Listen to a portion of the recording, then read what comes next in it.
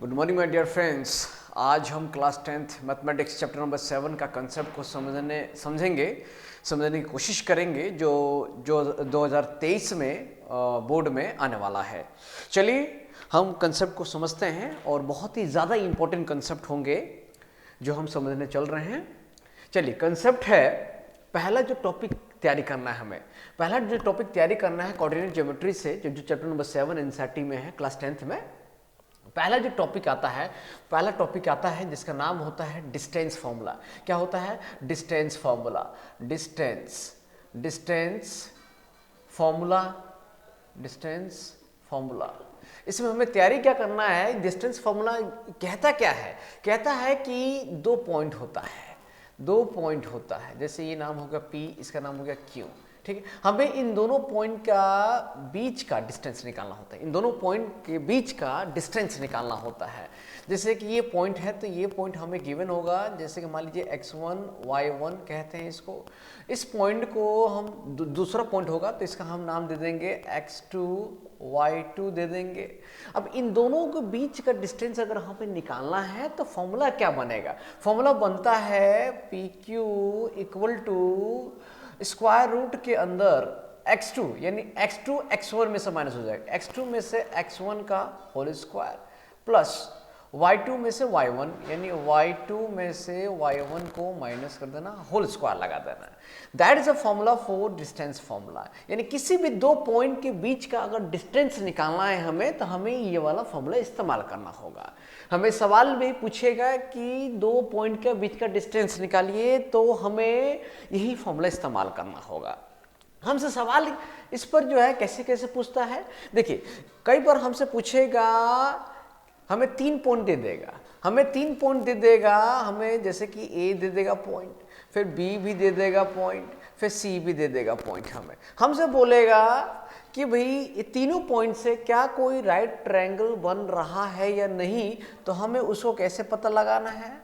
हमें कैसे पता लगाना होगा? सपोज मानिए हमारे पास 3 पॉइंट गिवन होगा, A होगा, B होगा, C होगा। तो हम क्या करेंगे? अगर AB के बीच का डिस्टेंस निकाल लेंगे, AB के बीच का डिस्टेंस निकाल, फिर BC के बीच में डिस्टेंस निकाल लेंगे, फिर हम CA के बीच में डिस्टेंस निकाल लेंगे।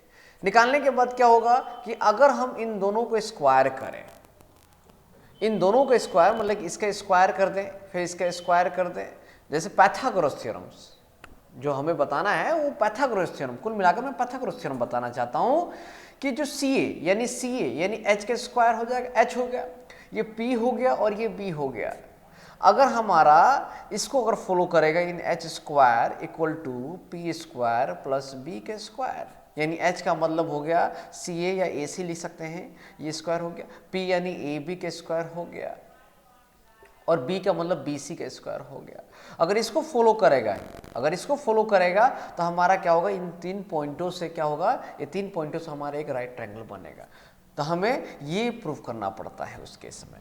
हमसे दूसरा जो कंसेप्ट पूछता है, क्या पूछता है? कॉलिनियर का पूछता है। क्या पूछता है जी? कॉलिनियर, कि कॉलिनियर है या नहीं है। इस केस में भी आपको क्या करेगा कि 3 पॉइंट दे देगा, A दे देगा, B दे देगा और C दे देगा, 3 पॉइंट दे देगा। 3 पॉइंट को कहेगा कि कॉलिनियर है या नहीं है, तो हमें क्या करना होगा? अगर AB के बीच का डिस्टेंस निकालना होगा, AB का जब निकल जाए तो फिर BC का निकालना, यानी हमें अगर AB के बीच में डिस्टेंस निकालना है, फिर BC के बीच में डिस्टेंस निकालना है, फिर CA के बीच में डिस्टेंस निकालना है। अगर हमारा ये AB plus BC equal to CA अगर इसके बराबर बैठता है, यानी इन दोनों को प्लस करने पर अगर इसके इक्वल टू आता है, तो हम बोलेंगे कि वो तीनों पॉइंट क्या होंगे? कॉलिनियर पॉइंट्स कहलाएंगे। क्लियर? ये इस प्रकार का कुछ सवाल पूछे जाएंगे इस डिस्टेंस फॉर्मूले पर। नाउ सेकेंड जो कंसेप्ट आता है इस चैप्टर में वो आता है सेक्शन फॉर्मूला। क्या आता है? Section formula. सेकेंड जो कंसेप्ट आता है नाम है सेक्शन फॉर्मूला। सेक्शन फॉर्मूला क्या कहता है? सेक्शन का मतलब होता है टुकड़ा, हिस्सा होना चाहिए, किसी भी चीज का हिस्सा कर देना। जैसे सपोज मानिए सेक्शन फॉर्मूला क्या कहता है? सेक्शन फॉर्मूला कहता है कि हमारे पास एक लाइन होगा, सपोज मानिए वो A पॉइंट हो जाएगा और इसके पास ये B पॉइंट कहलाएगा, ये B पॉइंट कहलाएगा। और इन दोनों पॉइंट के बीच में कोई तीसरा पॉइंट होगा जो कि इस लाइन को क्या करेगा, वहां से डिवीजन कर देगा, डिवाइड कर देगा दो हिस्सा में। जैसे ये मैं बोल देता हूं इस पॉइंट को P। इस P पॉइंट ने क्या किया कि इस लाइन को दो हिस्सा में डिवाइड कर दे, इक्वली नहीं, दो हिस्सा कर देगा। इक्वली में जरूर नहीं कि इक्वली में करेगा, दो हिस्सा में कर देगा, P पॉइंट ने कर दिया। इसके पास जो पॉइंट मान लेते हैं कि x1 होता है, y1 होता है। इसके पास मान लेते हैं कि x2 होता है, y2 होता है। इसके पास जो पॉइंट होगा वो आपका x, y होगा। और ये जो पॉइंट है, इस पॉइंट ने इस लाइन को डिवाइड कर दिया है, तो रेशियो में डिवाइड करता है। तो यहां पर रेशियो जो मान लेते हैं m1 रेशियो m2 में डिवाइड कर दिया है। तो इसी प्रकार अगर हमें इस P यानी जिस पॉइंट ने इस लाइन को डिवाइड किया है, इस पॉइंट ने डिवाइड किया है, तो इस पॉइंट के पास पॉइंट क्या होगा, तो x, y। तो x का वैल्यू निकलेगा कैसे, तो हम x का वैल्यू निकालने के लिए फॉर्मूला इस्तेमाल करते हैं।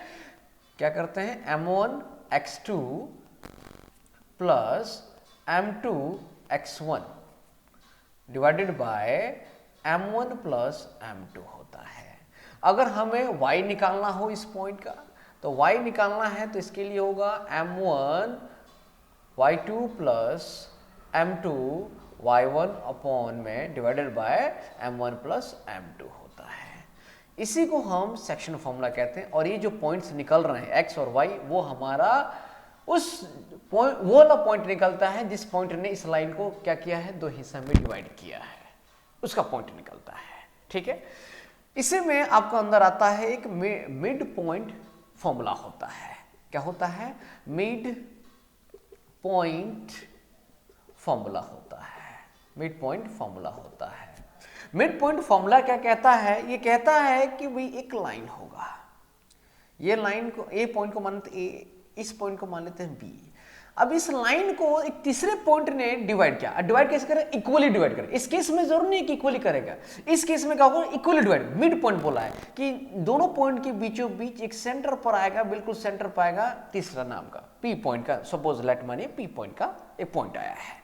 अब इसने क्या किया कि इस लाइन को इक्वली, जितना ये होगा उतना ही ये होगा, इक्वली डिवाइड कर दिया। तो सो इसलिए 1:1 में डिवाइड कर देता है, 1:1 में डिवाइड करता है।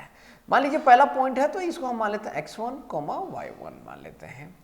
हमने इसको मान लिया है x2, y2 मान लिया है। तो मिड पॉइंट फॉर्मूला कैसे बनेगा, फिर इसके पास मतलब पॉइंट क्या होगा, तो x, y होता है।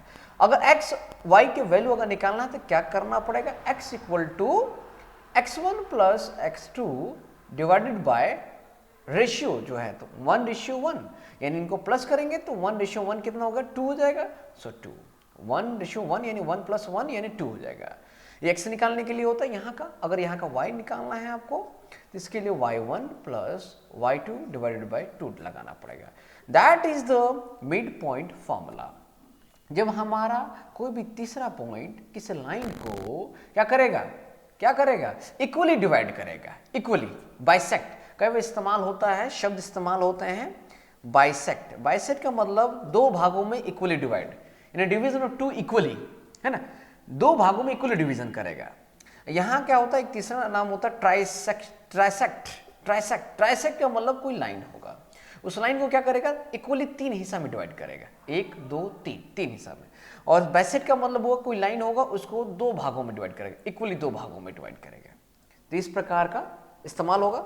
लेकिन इसमें तो भैया 1:1 हो जाएगा, डायरेक्टली आप मिड पॉइंट फॉर्मूला इस्तेमाल कर लेंगे। लेकिन ट्राइसेक्ट के में क्या होगा, ट्राइसेक्ट में क्या होगा कि आपको ये पॉइंट देगा, आपको ये रेशियो खुद से निकालने होंगे। अगर ट्राइसेक्ट है तो यानी इक्वली 3 भागों में डिवाइड होगा, 3 भागों में 1 2 3 हो गया।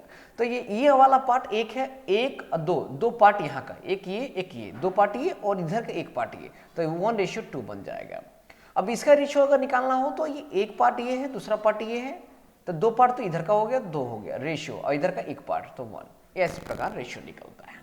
बाइसेक्ट के केस में क्या है कि भाई इधर का 1 है, इधर का भी 1 है, तो 1:1 में आ जाता है। ठीक है, तो ये जो सेक्शन फॉर्मूला स्टडी की जाती है यहाँ पर इंटरनली की जाती है। कैसे की जाती है, इंटरनली होता है, इंटरनली। इसका मतलब अंदर, यानी लाइन के अंदर कट करेगा कोई तीसरा पॉइंट। जैसे कि ये दोनों पॉइंट है, दोनों पॉइंट के अंदर कोई तीसरा पॉइंट कट करेगा, बाहर नहीं कट करता है। Thank you. इस चीज को क्या करना है, आपको तैयारी करना है इस प्रकार। So thank you.